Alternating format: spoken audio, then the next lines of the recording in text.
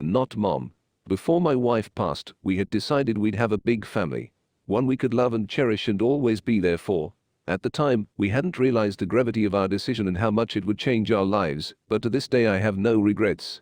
We couldn't conceive naturally, so we had adopted. The thing about having children, whether of biological relation or not, is that you have no idea who you'll get. Sure, with blood, you can determine what percentage of your genetics will be passed down and can likely assume race, eye color, hair color, etc. about the child based on you and your partner. But that child's personality and everything about them is unique to them. Yet, my wife had looked at her kids and just knew.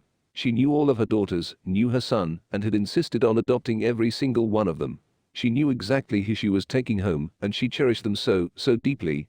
This is why it hadn't been surprising to hear that her spirit had remained to watch over us. Or, at least, that was what we had originally thought. For introduction, I would like to tell you about my children. My wife and I had 5 beautiful kids. The eldest was Anita, who was 17 at the time. Following her were the twins, Delaney and Diria, at 15. Our youngest was 9, and her name was Lydia. And at 12, my only son was Kaisuk. Because half of my children were born of different cultures, speaking different languages than I had made sure I was able to speak with them both in their native tongue as well as in English. My wife and I had learned Mandarin Chinese for Anita and Japanese for Kaisuk. Though they rarely spoke the languages at the time, I had kept up with grammar and practice just in case. Which is why, at first, it had shocked me when Kaisuk had come to me and said, "Yure Gararu. There is a ghost." At the time, we had recently moved. My wife had been killed in the city, accidentally shot in a drive-by while walking to the parking garage after work. I hadn't wanted our children to remain there, to remain in the home that she had stayed in and to live in the very city she had been murdered in. So I took us to my hometown in the middle of the rural Midwest. Real estate is far cheaper here and my job is quite versatile, so it had been relatively easy to make happen. Only a week into living in the new house had Kaisuk informed me of the ghost. I had looked at him and had asked, "Doko-ka? Where?" "Osoko," he had said, pointing upstairs. "Over there." "There?" I had asked. "Who?" And Kaisuk had said, "Ha ha, Mom." It hadn't been abnormal for Kaisuk to get lost in the grief. My children all mourned in their own ways, of course, and my son had often taken to talking about my wife as if she was still with us, right next to us. Whether at the dinner table, or in the car, or out and about, he had acted as if his mother was alive. I had entertained him at the time. Well, I had switched over to English. "I'm sure she just wants to say hi to you." Kaisuk had stuck to Japanese. "Nihongo o hanasenai." That has sent a chill of fear down my spine, for some reason. Hearing my 12-year-old monotonously say, "She can't speak Japanese," made me nervous. Because if my son were talking to her ghost, why hadn't she been able to understand the language she had taken years to learn just for him? It was then that I had realized what my son was getting at. So I had told him, "Ha ha Janai. That's not Mom." Kaisuk had nodded. Now, I believe in ghosts.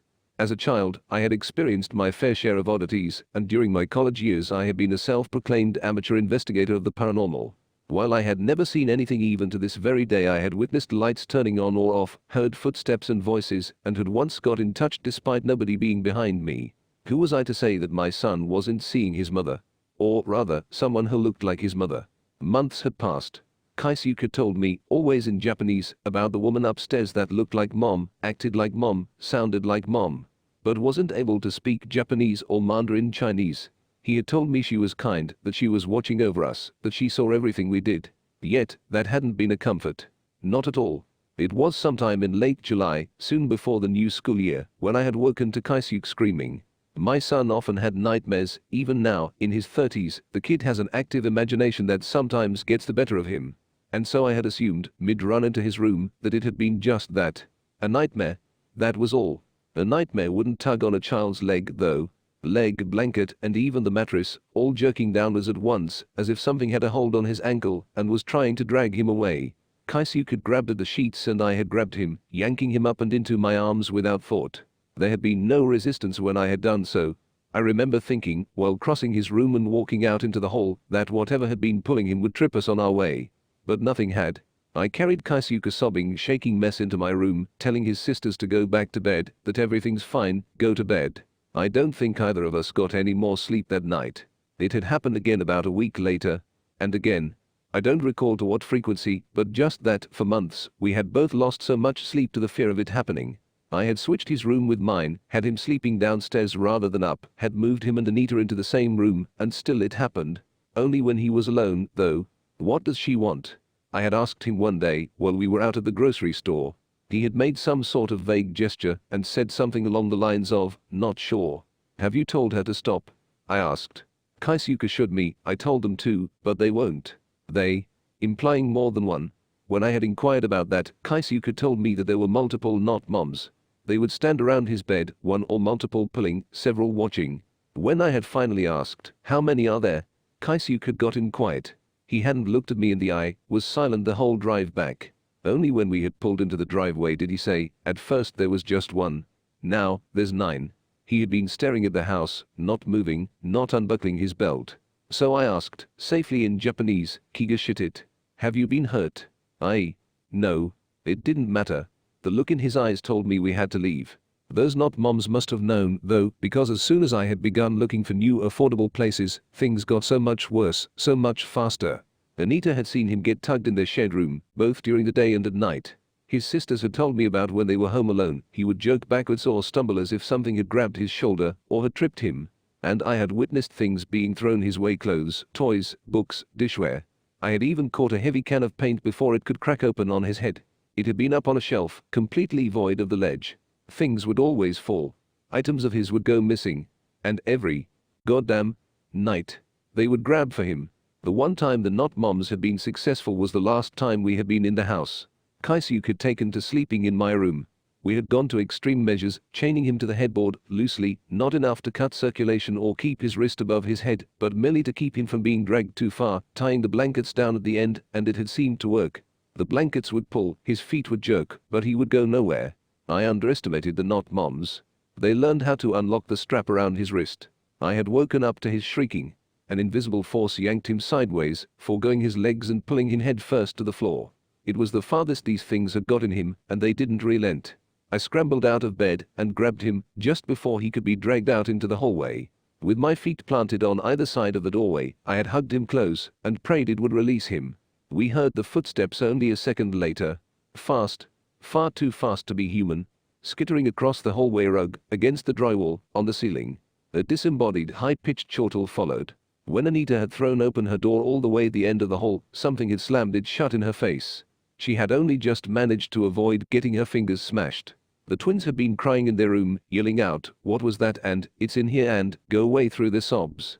I had curled over Kaisuke, but something still fought me as I felt a lung-crushing pressure against my back, and something had been trying to force my chin up and away from where it had been tucked against the crown of my son's head. Luckily, Lydia had been untouched and perfectly fine. Kaisuke's head had been bleeding. To this day, he has a scar from where his forehead had clipped against the edge of the bed frame, a short, thick rope of scar tissue against his hairline.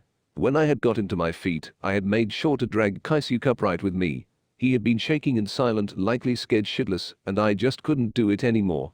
We had packed bags for a few days in a hotel and left only an hour later. I had stayed with Kaisuke the entire time. It took me mere days to find an apartment and negotiate moving in. The damn thing had been cramped, and all my kids had to share a room while I shoved our stuff into storage, but we had made it work until I could afford a different place. I also got a friend of mine, a very spiritual woman, to get her friend to put protection on him. She told me that my late wife had been protecting him all along, but now he was vulnerable. I hope that protection is still sturdy in place. Even though it's been about 2 decades, Kaisuke tells me he remembers it clear as day. Only a few months ago, when we had all gathered to celebrate 4th of July together, he had told me, "Oh yeah, I remember that." Anita had shared with us her experience of sleeping in the same room as Kaisuke. She had told us that she had seen something sometimes. At first, she had thought it was her imagination since it had always been in the middle of the night when she had woken mid-dream. But when she had described it, Kaisuke had shot up and agreed. According to them, it had looked like their mother head-on. It had her long black hair, her round face, her smile. But Anita has said that, when it wasn't looking at her, it had bulging eyes, as if they had been just stuck right on top of another pair, so she says. And its face was caved in without a nose, as if it had been cleaved down the middle. Forgive the possible graphic image. Anita is a horror poet. It was only then, a few months ago on the 4th of July, that I remembered how Kaisuke's mother had died. The woman who had him in her custody when he was only a toddler had been solemn as she said, the poor girl shot herself. She didn't die right away though. She just put the gun under her chin and pulled the trigger, apparently. Kaisuke's mother had been British, if I recall correctly. A British woman who had married a Japanese man, but that's all I know. I won't be telling my son this. After all, he doesn't need to know that the woman who had given birth to him was wearing his mother's face over her mutilated one just to haunt him. The thought that her caved-in, horrifying face could always be lurking right over his shoulder is terrifying to me. Apparently both Anita and Kaisuk have gone back to that house abandoned since we had left, unfortunately, and have said they had experiences. And when I had asked Kaisuk recently about anything supernatural happening, he had said, well, no weirder than anything before.